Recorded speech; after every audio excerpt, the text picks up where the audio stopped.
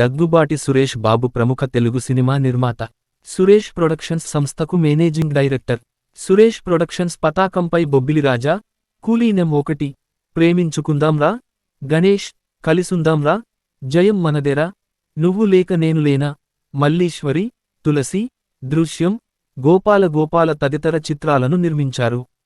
సురేష్ బాబు ప్రఖ్యాత నిర్మాత. మూవీ మొఘల్గా పేరుగాంచిన డి. రామానాయుడు కుమారుడు. మద్రాసులోని డాన్ బాస్కో పాఠశాలలో పాఠశాల విద్య పూర్తి చేశారు.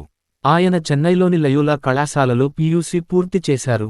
మిచిగాన్ విశ్వవిద్యాలయంలో మెకానికల్ ఇంజనీరింగ్ చదివి 1981లో మిచిగాన్ విశ్వవిద్యాలయం నుంచి గ్రాడ్యుయేషన్ పూర్తి చేసుకున్నారు.